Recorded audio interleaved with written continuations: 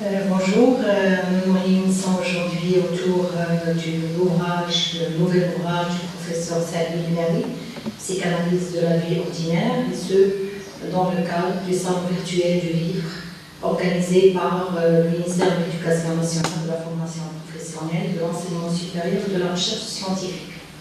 Donc ce sera une belle opportunité pour échanger avec l'auteur, débattre des problématiques que traite l'ouvrage. Et je commencerai par ma propre lecture que j'intitule « L'écriture psychanalytique pour un lecteur ordinaire ». Comme mon collègue Saïd Minawi m'a proposé de participer à cette table ronde autour de son ouvrage « Psychanalyse de la vie ordinaire », un ouvrage en psychologie et plus précis spécialement en psychanalyse, je me suis rendu compte en réfléchissant à l'angle par lequel j'avais présenté ma lecture que ce produit n'est pas uniquement celui d'un psychanalyste dans sa pratique clinique, mais également celui d'un écrivain psychanalyste qui écrit depuis son cabinet et transfère la psychanalyse qu'il pratique de l'expérience clinique à l'expérience de l'écriture, avec tout le sens que revêt le mot transfert comme sens dans la psychanalyse même ou comme transfert d'un registre à un autre. J'interviendrai donc sur cette articulation entre deux expériences ou deux pratiques ou deux activités qui se côtoient dans l'ouvrage, mais qui nécessitent l'examen de leur union et de leur désunion. La pratique de la psychanalyse et la pratique de l'écriture en psychanalyse. Le sujet de la psychanalyse de la vie ordinaire nous est transmis donc par l'acte d'écrire. Il est l'effet et le résultat d'une activité d'écriture et de transcription d'expériences d'analyse clinique, adossée à des références théoriques et conceptuelles tirées de sources, de références et d'écrits dans l'école freudienne en particulier, écrit à des fins de lecture et sous forme d'un ouvrage soumis aux conditions de l'écriture livresque avec une introduction, des chapitres, une conclusion et des intitulés. Cela signifie que l'auteur du livre était préoccupé autant par sa recherche scientifique et analytique spécialisée que par la recherche de méthodes d'écriture sur le sujet psychanalytique. Le travail du psychanalyste que vous êtes, c'est conjuguer une expérience d'écoute et d'analyse clinique d'une part, et une expérience d'écriture et de transcription de cette expérience d'autre part. La transcription elle-même est double, vous êtes amené à noter les données cliniques et les informations sur votre bloc-notes pour y revenir et les investir dans les processus de compréhension et des interprétations de ces cas cliniques, mais aussi de les noter dans le dessein d'écrire un livre et de communiquer avec les lecteurs et de leur transmettre un savoir et une analyse psychanalytique. Donc votre pari était double. Le psychanalyste que vous êtes se trouve donc face à des tâches complexes et compliquées au cours desquelles il tisse ou sculpte un nouveau nom qui est le nom de l'écrivain dont le sujet est l'écriture de la psychanalyse ou l'écriture psychanalytique à travers laquelle il transfère des faits psychanalytiques du registre de la cure au registre de l'écriture et du système de la parole et du dire au système de la rédaction et de l'écriture. C'est-à-dire qu'il est amené à opérer un passage à un autre art qui possède ses propres expériences, sa propre histoire, sa rhétorique, son style et ses contraintes. Il existe dans le monde des milliers de psychanalystes praticiens, mais ceux qui pratiquent l'écriture psychanalytique ne sont pas tout autant nombreux. Et tous ceux qui ont une expérience dans le domaine de la psychanalyse n'ont pas forcément une expérience dans l'écriture sur la psychanalyse ou dans la transmission de cette expérience par l'écriture ou par la narration et la description. Maîtriser le savoir psychanalytique, la terminologie de ces disciplines scientifiques spécialisées, ainsi que sa pratique et son application dans le travail clinique, ne signifie pas posséder son langage descriptif. Ce métalangage qui est à même de décrire ce qui se passe dans la pratique psychanalytique et de le transmettre en dehors de la clinique et loin de la complexité des connaissances scientifiques au savoir. Donc l'enjeu, il est double. L'ouvrage du professeur de Guilherme, Psychanalyse de la vie ordinaire, est un livre qui s'est implicitement préoccupé, à notre sens, par la question de l'écriture psychanalytique, plus que par les théories et les expériences analytiques qu'il présente. Parce qu'en présentant les données cliniques sur la vie psychologique de l'être analysé, ou l'être psychique, comme il préfère l'appeler, l'auteur a tenu à instaurer, à mettre en place simultanément et fortement des schémas de rédaction et d'organisation de l'écriture et à choisir des exemples expressifs et des mots précis pouvant avoir un impact sur le lecteur. Il a tenu également à présenter une illustration simplifiée des concepts et des notions spécialisées d'une grande précision et difficile à cerner par le lecteur ordinaire en particulier. Nous entendons par le lecteur ordinaire celui qui possède un minimum de connaissances psychanalytiques, lui permettant de coopérer avec l'écrivain ou avec le texte pour construire le sujet de la lecture et développer la compréhension et le sens. Psychanalyse de la vie ordinaire reflète ce pari transcriptionnel de l'expérience psychanalytique marocaine appliquée à des sujets marocains. Et c'est un enjeu d'écriture adressé à un lecteur marocain en particulier, un lecteur présent par un certain nombre d'indicateurs d'écriture et de discours dans le corps et les seuils du livre. Cet ouvrage est donc arrivé à point nommé pour combler des lacunes dans l'écriture psychanalytique marocaine, où les écrits sont rares. On en a parlé hier lors d'une autre rencontre. Il a travaillé sur la soumission de données scientifiques, académiques et d'un savoir psychanalytique qui sont souvent adressés à un lecteur expert pour transmettre une version pédagogique au grand public, sans perdre pour autant l'originalité et la profondeur de l'analyse. Donc l'enjeu de l'écriture et le souci pédagogique révèlent dans l'ouvrage le travail original de l'auteur sur son sujet, dans un contexte marocain qui n'a pas encore accumulé des expériences dans l'écriture psychanalytique, comme c'est le cas dans d'autres champs tels que la sociologie, l'histoire, la littérature, la linguistique, etc. Donc cette rareté de l'écriture psychanalytique fait de la production d'un livre sur le sujet une aventure passionnante, comme si l'auteur sculpte pour la première fois sa terminologie, se fraye une nouvelle voie et sillonne une terre qui requiert une remise en état et un réaménagement. Ainsi, l'on peut distinguer dans l'écriture psychanalytique du professeur Saad Benyaoui, et plus précisément dans ce livre dont nous célébrons aujourd'hui la parution, de nombreux types d'écriture des données cliniques et psychanalytiques dont, je cite, l'écriture de la cure, c'est-à-dire de l'expérience psychanalytique, l'écriture de la parole du sujet parlant, l'écriture du récit de vie, l'écriture de la théorie, c'est-à-dire la référence aux lectures des ressources psychanalytiques.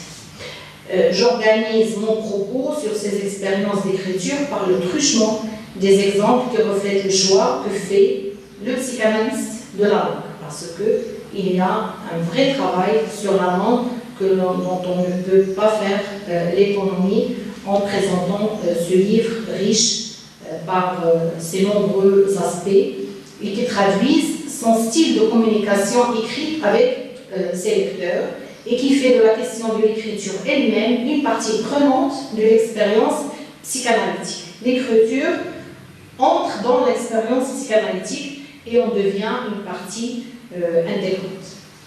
Donc le premier aspect de l'écriture de la cure, pour écrire le déroulement des événements de la cure, nous avons besoin d'un organisateur, d'un transformateur qui réside dans le travail d'écrire lui-même, à savoir celui de tisser, de nouer, de tramer, car les données relatives aux situations analytiques et thérapeutiques dans l'ouvrage ne nous sont pas présentées dans leur ordre chronologique, c'est-à-dire en tant que faits qui se succèdent comme dans la réalité de leur avènement, dans leur propre progression chronologique, mais plutôt dans un ordre dans lequel l'écrivain, le psychanalyste, intervient, réorganise, reformule pour que la structure de l'écriture indique et exprime la structure psychique analysée qui, elle aussi, ne suit pas un ordre chronologique.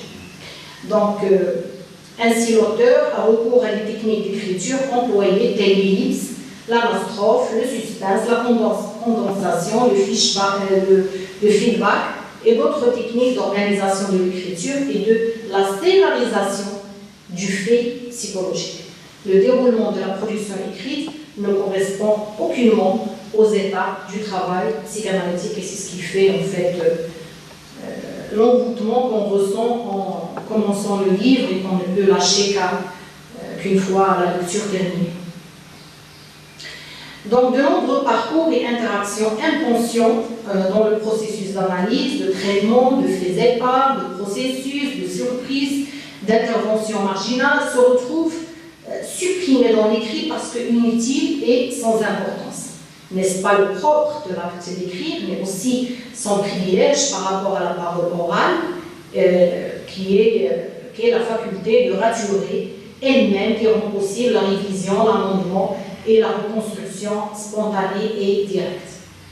Toute écriture des données cliniques et psychanalytiques est une traduction dans le monde de l'écriture de ce qui se passe chez et dans le monde de la psyché et sur le divan du thérapeute. En termes d'interaction et d'événements, il s'agit bien d'une reconstruction du fait psychologique et des faits de son analyse et de son traitement. L'écriture n'est pas un acte neutre qui se contenterait uniquement de médiation et de transfert. Le deuxième aspect, c'est l'écriture de la parole, de l'énoncé ou le mot de l'inconscient. Écrire le discours émis par le patient ou sur le soin soumis à la psychanalyse est l'une des tâches les plus difficiles et les plus complexes de l'écrivain psychanalyste. Car chaque mot, chaque lettre, chaque ton, chaque intonation, et même les blancs, les vides et les silences sont un discours de l'inconscient. Transcrire la parole directe, qui est accompagnée habituellement de mouvements, d'expressions physiques et sensorielles, de mimiques, nécessite des signes écrits correspondants qui indiquent par la transmission de la parole directe dans sa langue, si c'est possible, ou en la transposant dans une autre langue, ou en la traduisant par des symboles et des notions du langage psychanalytique, et en l'expliquant et la simplifiant. Ou encore en trouvant des positions, des signes, des images qui la figurent et la rapprochent du lecteur. Et tout cela, ce sont des constats que j'ai fait en lisant votre ouvrage. Donc la parole telle qu'elle a été énoncée à travers une voix et une langue, en plus de la charge culturelle au sein d'une communauté linguistique, peut être la clé de l'analyse et la voie en ordre vers le traitement, et toute substitution ou négligence de celle-ci peut faire perdre le sens et égarer le chemin vers l'origine de la pathologie. Donc bref, le mot est le mot de l'inconscient, avec toute sa désignation, son codage ou sa dissimulation de la chose désirée, de son refoulement et de sa censure. C'est pourquoi il a été pris en charge à l'extrême par l'analysant écrivant, M. Salvini, dans son ouvrage « Psychanalyse de la vie ordinaire », d'où sa mise en exergue au début et dès le début du livre du mot indit, normal, qu'un certain nombre de Marocains emploient lorsqu'on leur demande de parler d'eux-mêmes et de leur vie, amenant ainsi l'interlocuteur à croire que rien dans leur vie ne mérite une attention particulière. Or, ce mot en lui-même, et vous l'avez démontré, est un mot de dissimulation et de voilement, car c'est un mécanisme de défense qui dit tout, et c'est pour cela que l'écrivain et le psychanalyste que vous êtes ont fait son entrée pour nous parler de la vie quotidienne des Marocains et de ce que l'ordinaire, le normal et le familier cachent d'extraordinaire et d'étrange. Le troisième aspect, l'écriture du récit de vie, le passé présent, l'élément déclencheur.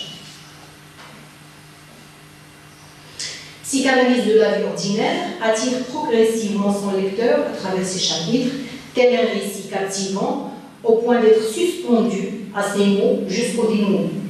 Ceci est dû indubitablement au choix stylistique de l'écriture qui s'adosse à une structure narrative. Le livre prend la forme d'un récit des origines. De ce fait, l'auteur confirme la parenté entre la psychanalyse et le récit. Dans le récit, il y a toujours un schéma narratif qui débute par une situation initiale, ensuite un élément déclencheur qui vient perturber la situation d'équilibre et la modifie, déclenchant ainsi l'action, puis un déroulement et un dénouement. En psychanalyse, il y a une recombinaison de ce schéma narratif à partir de l'histoire du patient et la construction d'une intrigue psychologique en repérant un élément déclencheur. L'importance de cet élément déclencheur pour l'évolution de la narration et de son mouvement, et son importance aussi dans les processus de soins, souffrance et traitement également, le psychanalyste a perçu avec force le rôle thérapeutique de la narration, de la parole et du récit, et de la reconstitution de la scène perdue ou refoulée, vécue dans le passé. Ce passé qui contrôle le présent et prend le moi en otage et sous son emprise et l'habite lui-même.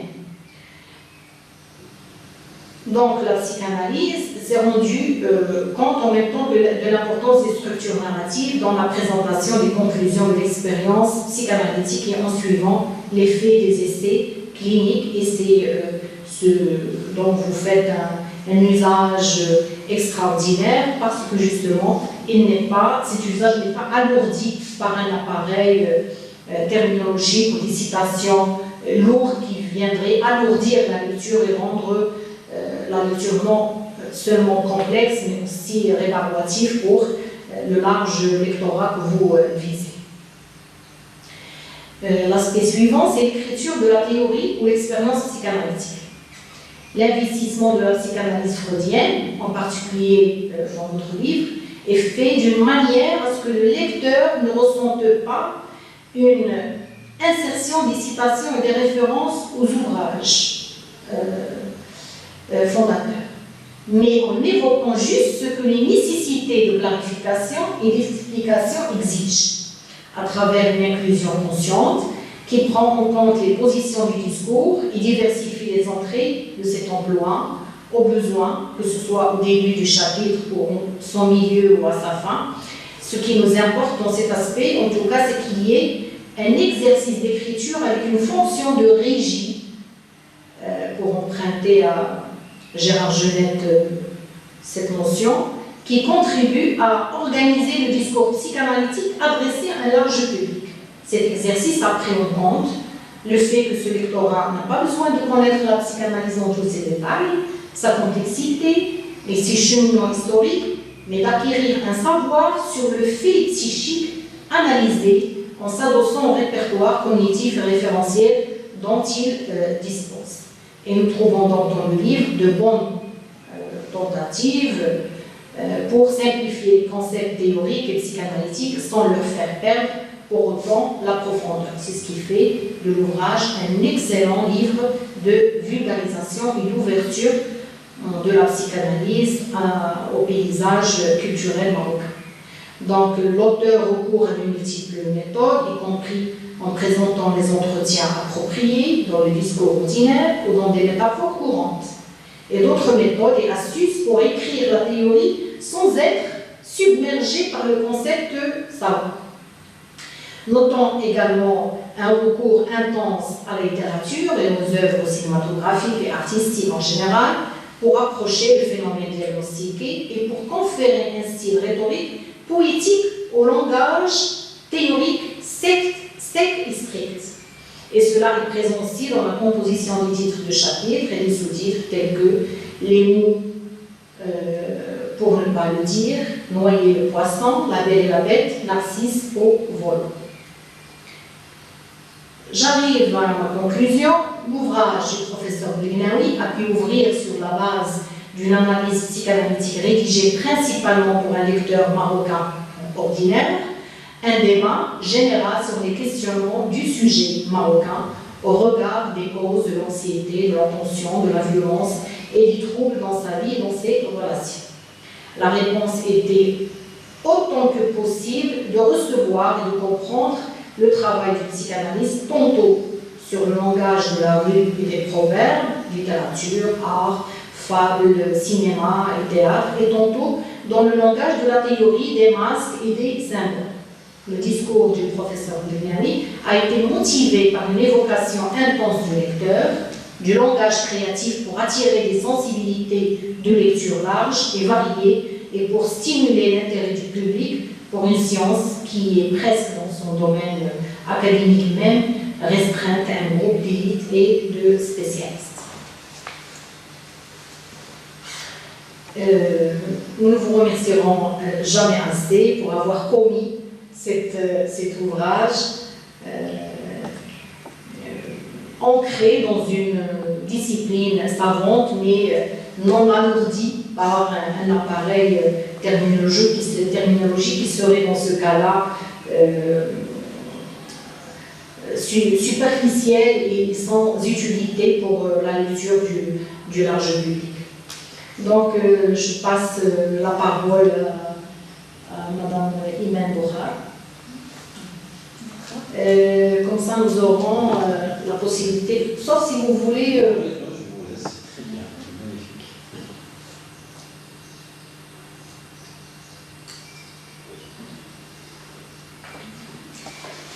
Merci professeur, je vous remercie pour votre lecture et je remercie le Salon virtuel du livre universitaire pour cette occasion de lecture autour de l'ouvrage Psychanalyse de la vie ordinaire. Alors, en fait, mon intervention va s'intéresser à la partie de votre ouvrage intitulée À la recherche de l'objet, vers la page 36. Vous avez ausculté la notion de la pulsion, ses mouvements internes, ses origines et ses objets adéquats à la satisfaction des désirs. Je me réfère à la page 38 de l'ouvrage pour vous lire un extrait d'une vignette clinique et vous demande par la suite de nous clarifier comment l'objet alimentaire se libère à un véritable état psychique et non organique et biologique. Alors, la page 38, la vignette commence par Hakima, une jeune femme de 26 ans, venue accompagnée par ses parents en consultation pour troubles alimentaires. Se plaint d'endurer un enfer tant son quotidien est centré sur son rapport avec les repas. Elle rapporte bien difficilement qu'elle passe son temps à manger et à se forcer à vomir. Toute sa famille se montre extrêmement préoccupée par son état et finit par être excédée. Elle a fait le tour de spécialistes et de guérisseurs traditionnels, mais sans résultat probant. Bien au contraire, son état s'empirait de plus en plus jusqu'à créer une ambiance familiale insupportable pour tout le monde. Une première séance familiale faisait entendre de la part de ses parents des explications, soit biologisantes malgré les nombreux diagnostics médicaux qui les invalident, ou bien des explications mystico-magiques. On lui est jeté un sort. Merci. Vous voulez que je développe Voilà, de nous clarifier comment l'objet alimentaire se libère à un véritable état psychique et non organique et biologique. Oui, c'est voilà. vrai que oui, pardon.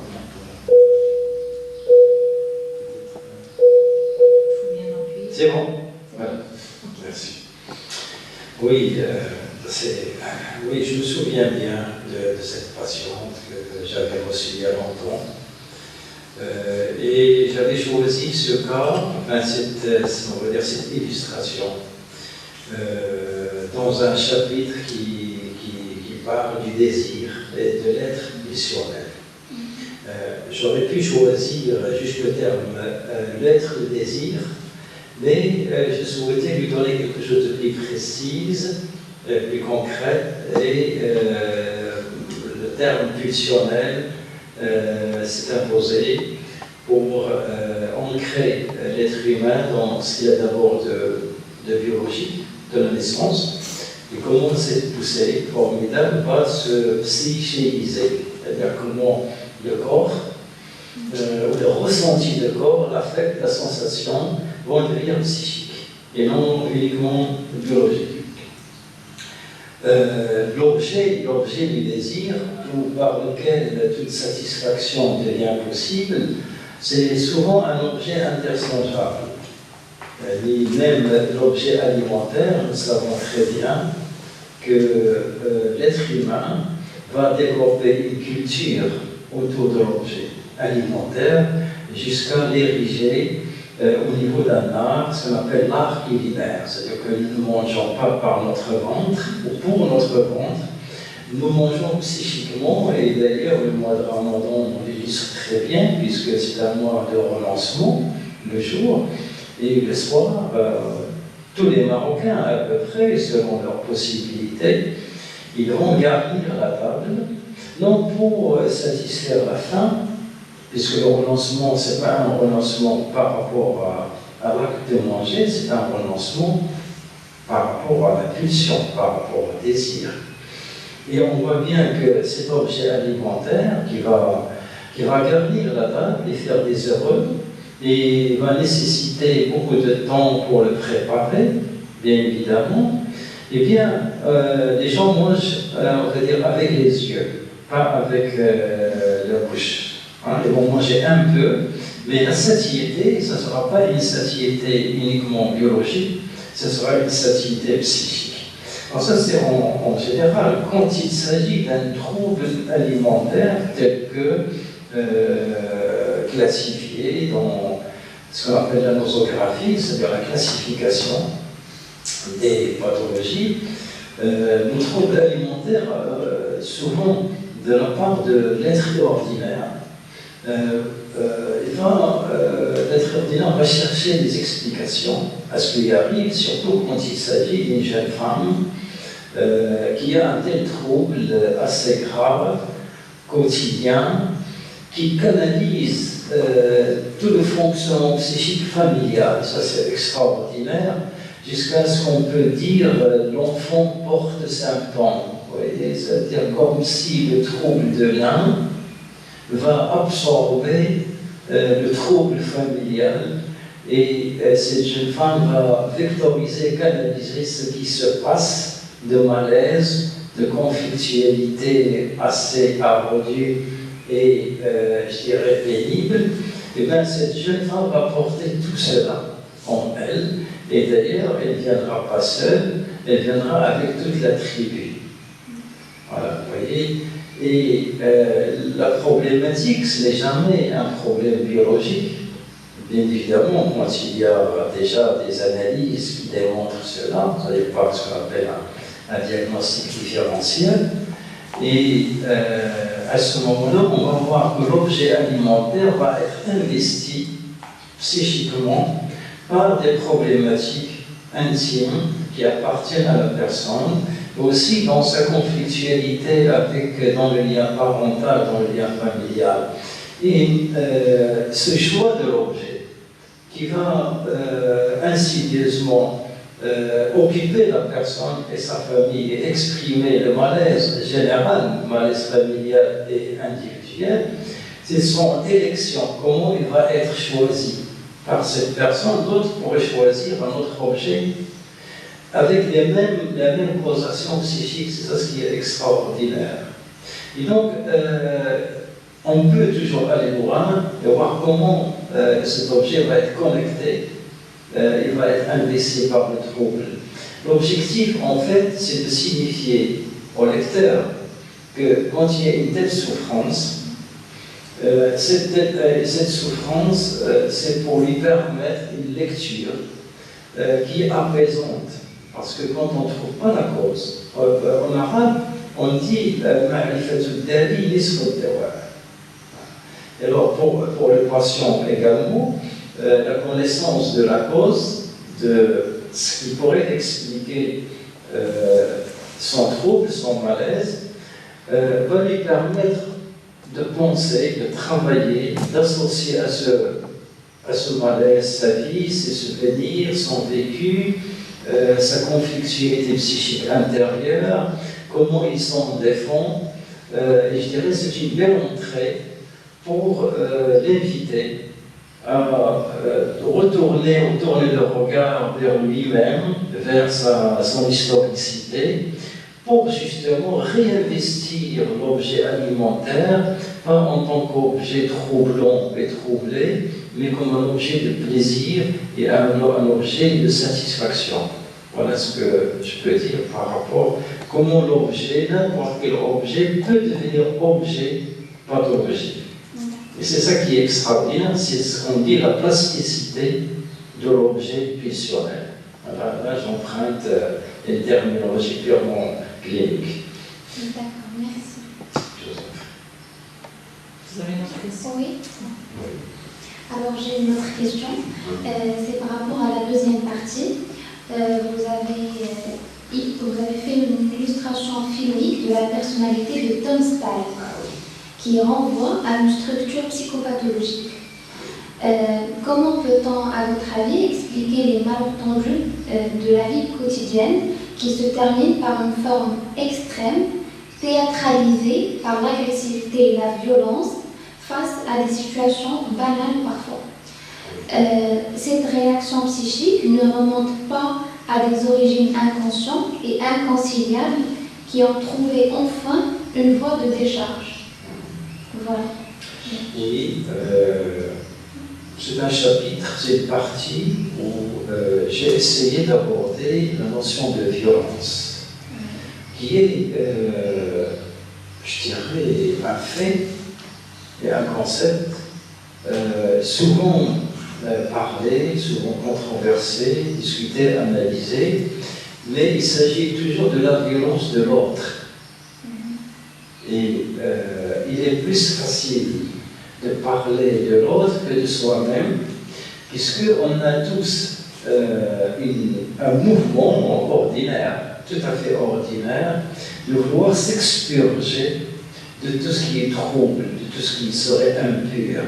Donc, on va se construire une certaine idéologie psychique, celle de se représenter comme un être tout à fait bon, ou totalement bon, ou uniquement bon, uniquement fait d'amour, de tendresse, d'affection, de respect, de bienveillance pour le monde qui nous entoure.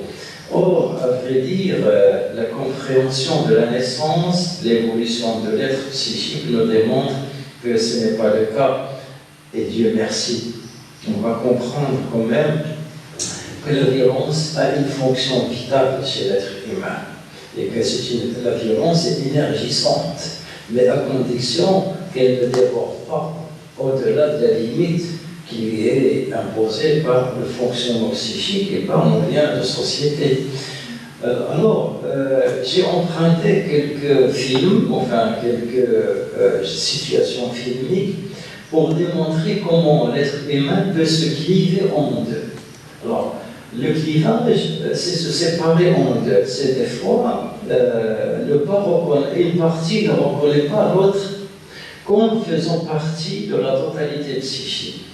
Tom Stolz, c'est un acteur dans un film où on va le voir dans une ville tranquille des États-Unis d'Amérique, où tout le monde est bon, tout le monde est beau, la vie est paisible, tranquille, rassurante, magnifique. C'est une vie à laquelle tout être humain peut aspirer dans sa vie et nous rappelle un peu le paradis terrestre, le paradis intra-utérin, le paradis premier, je dirais, embryonnaire, où c'est le principe de nirvana, où il n'y a ni besoin, ni désir, ni frustration, ni agressivité, il y a le rien, et le rien, c'est le repos total. Vous voyez? Alors, et donc il nous montre cette ville paisible, tranquille, mais seulement ce personnage auquel on aimerait s'identifier. Donc là, je renvoie au processus de l'identification. C'est un concept psychanalytique très important, auquel le lecteur peut revenir, mais il peut le lire comme ça en glissant et en allant vers l'essentiel de l'histoire. Et c'est l'éruption de Malfrat dans son café tranquille, où il officie comme un bon patron, bon père, bon avec ses clients. Et c'est là où ces gangsters, ces malfrats, ces criminels vont le provoquer. Et là, on va voir l'acteur d'un état de calme, de tranquillité, d'homme qui se contient. Il va se transformer en quelqu'un de... C'est une métamorphose à la kafkaïenne. C'est un autre personnage auquel on va assister. et il va se montrer extrêmement violent et précis dans sa violence. C'est-à-dire qu'il va les tuer. Et le film va aller vers ce processus de violence, de destructivité de la part de ce personnage, qui lui, en voulant fuir cette violence qui en fait partie de son histoire, de son passé, avec laquelle il a créé une rupture psychique totale, mais elle va le rattraper. Et on va se rendre compte que, in fine, c'est quelqu'un qui s'est clivé en deux. Et tout au long du film, on va assister à la réunion de ces deux parties, la partie totalement violente, expulsée, on va dire clandestine. C'est comme un immigré clandestin en lui, qui est clandestine. Enfin, il va la régulariser, il va la reconnaître et il va l'intégrer à sa totalité. Et en cela, à la fin du film, on va voir ce bon père, ce bon mari, ce bon entrepreneur qui va intégrer cette partie non désirée en lui. C'est ça l'idée, c'est que quand l'être humain va traverser dans sa vie des moments extrêmement pénibles et difficiles qui vont le déborder, il n'aura pas la capacité psychique fragile qu'il vivait à l'époque d'assimiler, d'intégrer ce qu'il vit pour qu'il se constitue, il va se défendre. L'une des mesures de défense les plus radicales, les plus archaïques, c'est le clivage. C'est se diviser en deux, et d'ailleurs le chapitre va avancer dans cette conceptualisation, dans cette démonstration, avec la littérature, avec Otto Rank, le clivage du moi. Voilà, c'est l'idée essentielle que je voulais faire savoir aux lecteurs ordinaires. Voilà. Merci. Je passe la parole à Kenza Nagy pour échanger avec l'auteur. Alors, tout d'abord, je veux exprimer ma frustration par rapport au travail professeur Najat Mersi, où on a autant envie qu'elle de lire, vous parlez d'identification, ce concept si cher à Freud qui est mis au même niveau que le cannibalisme, pour lui c'est un cannibalisme psychique. Et alors, pour calmer cette frustration et ne pas manger en entier et décrire un peu de manière détaillée cet ouvrage, je vais plutôt me délecter d'une partie qui, pour moi, va me permettre d'exprimer une idée qui sera là pour vous interpeller, sans forcément poser de questions directes. L'idée, c'est de plutôt ouvrir vers une réflexion à laquelle, j'imagine, vous invitez vous-même, en tant qu'auteur, vos lecteurs à faire. Alors, j'ai choisi symboliquement un extrait spécifique parce que si on parle d'ordinaire, qui est aujourd'hui ce signifiant qui prend de la place, il l'apprend sur la couverture et l'apprend aujourd'hui aussi dans la discussion, c'est ce terme qui nous interpelle tous.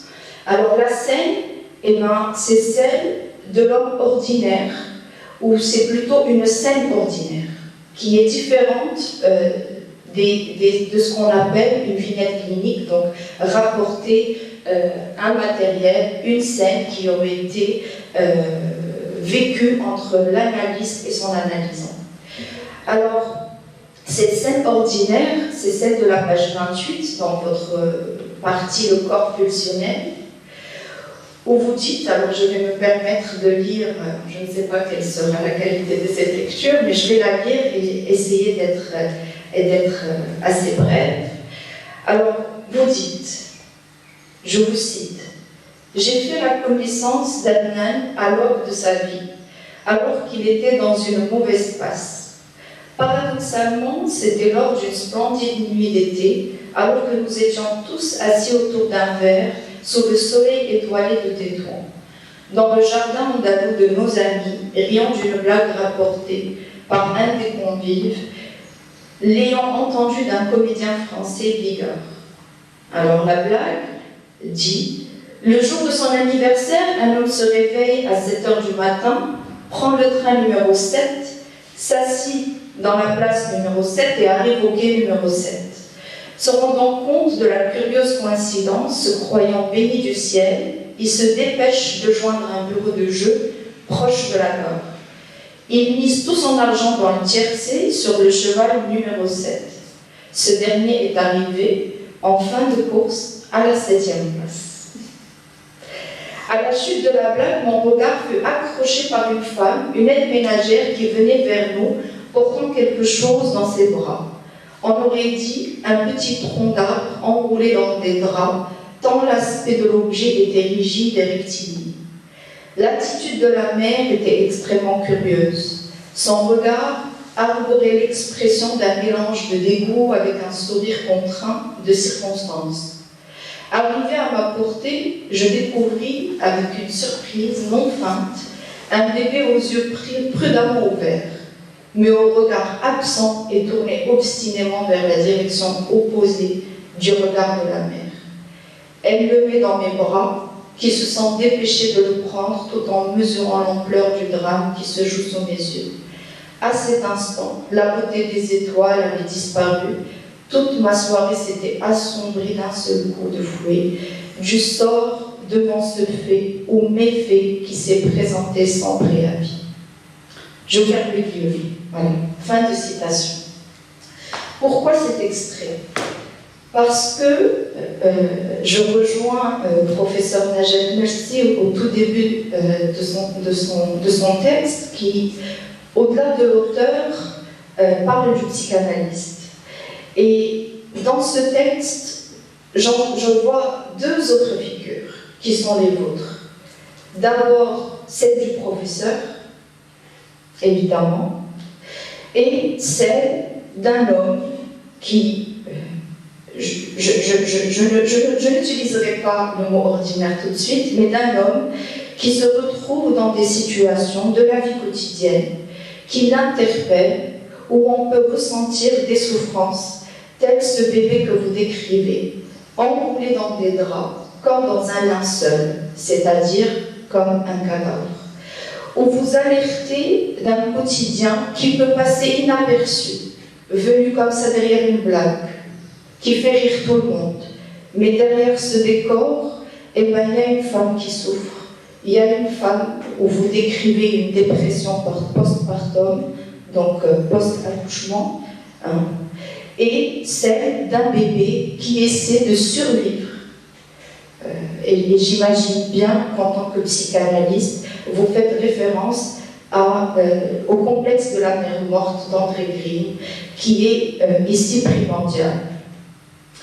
Alors, je reviens au mot ordinaire. Avec un petit jeu de mots et de lettres, et ben on y voit un air d'or. Un air d'or, aujourd'hui, ou une ère d'or, un air plutôt avec AIR, hein, un air d'or, ou celui où aujourd'hui on est dans une ère où l'air qu'on respire va dans une précipitation, où le monde d'aujourd'hui, on peut le dire, va mal, avec peut-être l'accélération de plusieurs événements, mais aussi cette pandémie qui vient aujourd'hui comme stériliser la pensée. Et bien cet air d'or donne cette bouffée d'air à l'esprit. Et c'est ce que fait votre ouvrage. Votre ouvrage détend un peu les neurones, si je puis dire. C'est-à-dire qu'il permet à la réflexion de venir. Et pourquoi je parle du professeur? Parce que je le trouve généreux, cet ouvrage. Je trouve que, au-delà de la transmission que vous faites à vos étudiants, exemple précis, une de vos étudiantes est aujourd'hui à cette table en tant que doctorante, donc on voit la transmission, l'héritage qui se fait à l'université, qui est d'or aussi, mais aussi la transmission que vous essayez de donner, ou plutôt d'offrir au lecteur. Ordinaire est un signifiant très important parce qu'il peut parler d'une langue naturelle, c'est-à-dire contraire à la langue logique comme celle des mathématiques, où il va plutôt venir parler de la vie quotidienne, mais il cache aussi un autre sens, qui est dans le droit, apparemment, hein, je ne suis pas une experte, mais qui est un degré de torture. Et le signifiant vient ici entremêler ce qui serait la torture dans les sous-bassements inconscients d'une culture, qui est ici marocaine, et ce langage naturel, ubiquitaire, c'est ça l'inconscient. L'inconscient, c'est ce côté ubiquitaire qui est une substance qui va partout, et qui s'empêle partout, et en constant partout. Et à la lecture de cet ouvrage, on voit qu'il y a une envie de présenter des concepts psychanalytiques, mais vous précisez au début, au-delà d'un langage scientifique.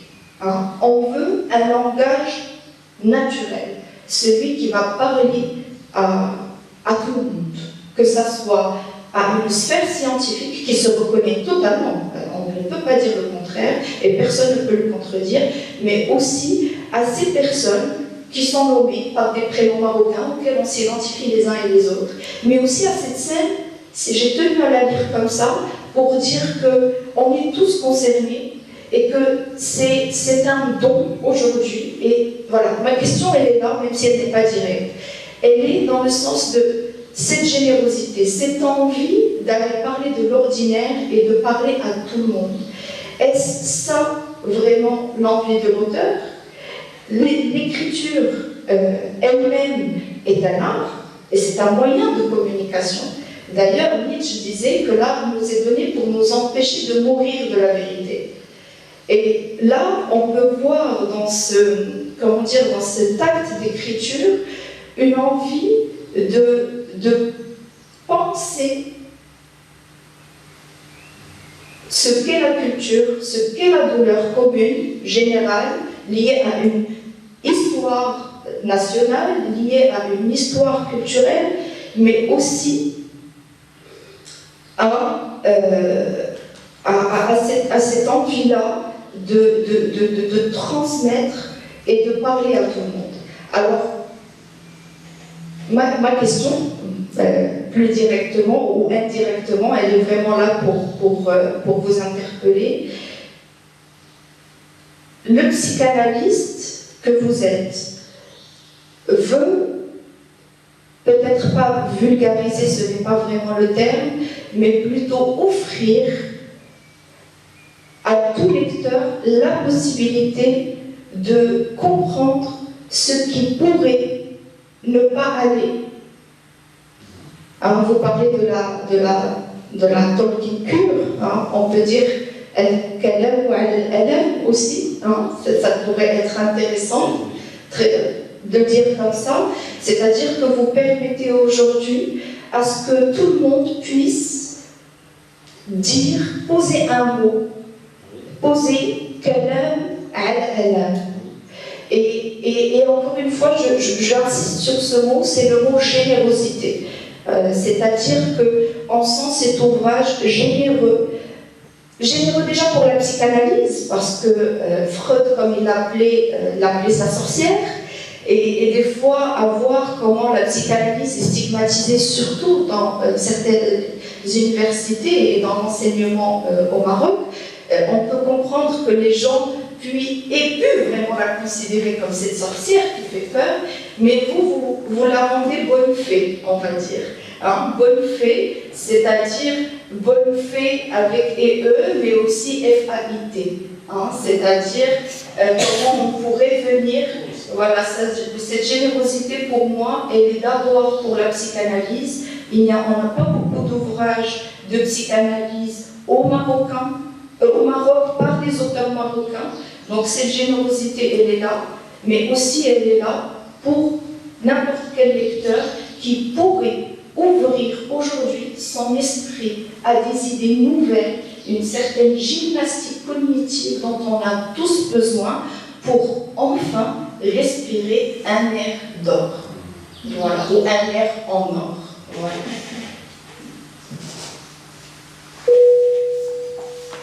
Voilà, merci. D'abord, j'ai appris beaucoup aujourd'hui de vous.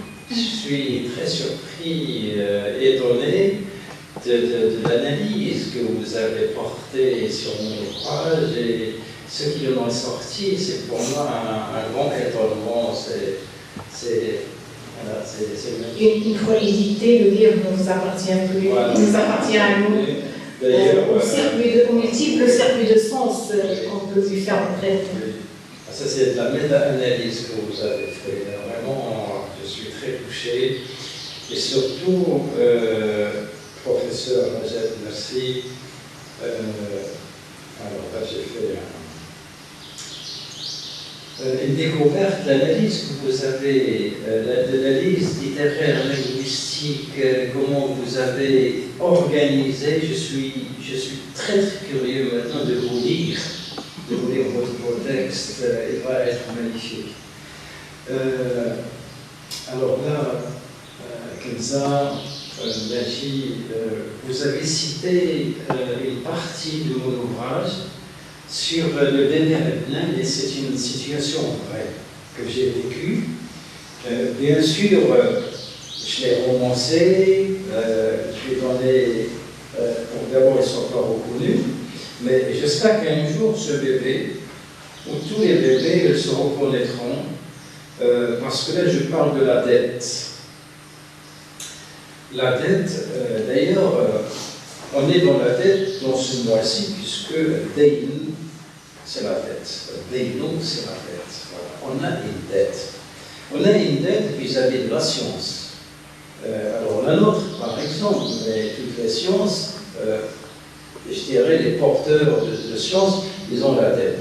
Pour nous, on a la dette c'est une science de la psychopathologie psychanalytique, une discipline, une science qui permet à l'être humain d'abord de soigner ses troubles, sa pathologie, mais en tant que c'est un regard, c'est une possibilité, je dirais, de décrypter sa réalité intérieure psychique et la réalité extérieure dans laquelle nous vivons, dans laquelle nous investissons nous-mêmes et aussi qui nous investit.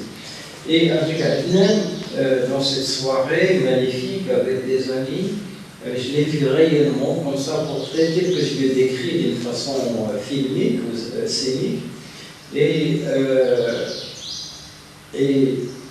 voilà, je le dis, j'ai ressenti une dette envers lui. Mais, on va dire, le psychologue et le psychanalyste que je suis, là, je garde mes limites quand je suis invité, et surtout quand je suis invité pour me taire sur la question psy. Parce qu'on aborde cette question dans un cadre précis, donc je ne pouvais rien dire par rapport à ce bébé. Je me suis assuré après que la maîtresse de maison, qui est une femme intelligente et humaine, l'a pris en charge pour le secourir, parce qu'on sait qu'une mère dépressive, le bébé risque la mort. Tout le monde, malheureusement, donc il était en danger de mort. Donc je me suis assuré en coulisses pour qu'il soit pris en charge. Et c'est là où j'ai compris que chacun a sa chance. La vie, c'est comme un moto. On ne choisit pas forcément le lieu, la famille, les caractéristiques, le profil psychologique des gens qui nous entourent. Ce n'est pas un choix. Et donc, il peut y avoir des inégalités dès le départ. Adnan, il est dans une inégalité effroyable. Son avenir est hypothéqué. S'il n'y a pas des mains secourables qui vont aider cette maman, forcément, il va se trouver peut-être dans une non-croissance. Il peut entrer dans une situation psychotique. C'est-à-dire que cette réalité qu'il accueille, c'est une réalité tellement effrayante, tellement traumatisante, qu'il n'en voudra pas, qu'il ne pourra pas s'insérer dedans, puisque c'est une réalité qui le rejette d'emblée. Donc vous voyez, c'est un perdant d'emblée. Et la psychanalyse, justement, vient pour aider ces personnes, pour redresser la barre de ce qui était inégal, injuste, qui n'est pas... on cherche aucun, aucun accusé, parce que les parents eux-mêmes, vous voyez, ils ont dit aussi cette maman qui est dépressive, certainement, si on se met à l'écouter, et si elle veut aussi parler, verbaliser, on va se rendre compte qu'elle aussi a une histoire qui va être très difficile. Et ainsi, la souffrance psychique, elle vient souvent de loin. Comme un père, enfin comme un patient m'avait raconté un jour que son père l'avait tellement frappé qu'il n'avait plus les bras, qu'il pouvait porter le bâton pour frapper le fils. Après, le père, par moment, il va s'effondrer, il va pleurer avec son fils qui pleure, donc ça pleuvait de pleurs, en tous les cas. Et le père va raconter à son fils que son père, à lui, le frappait. Et vous voyez, j'avais écrit un jour en arabe, As-Safa al-Jawziyya. Ça veut dire As-Safa, il n'est pas venu du père, il est venu, il a traversé des générations, jusqu'à ce jeune homme qui est en consultation, et je lui dis, alors, maintenant, à partir de vous, cette gifle intergénérationnelle va s'arrêter, et vous allez pouvoir l'arrêter, vous allez pouvoir arrêter la transmission de cette souffrance, et à partir de vous, peut-être la descendance va mieux se porter. Et c'est la dette que j'éprouve vis-à-vis de la psychanalyse, et c'est ce qui m'a motivé profondément pour écrire ce livre avec des mots que j'ai travaillé, élaboré, pour qu'il soit agréable au lecteur, que ce soit une invitation pour aller plus loin, et pour m'acquitter un tout petit peu de ma dette. Mais un tout petit peu parce que la dette, elle est en nous, elle nous porte, elle nous motive, et elle nous permet, nous, psychanalystes, enseignants, chercheurs, à transmettre le savoir qui nous a été transmis, on nous a qualifiés dans des universités, donc nous portons cette dette et nous qualifions nos étudiants.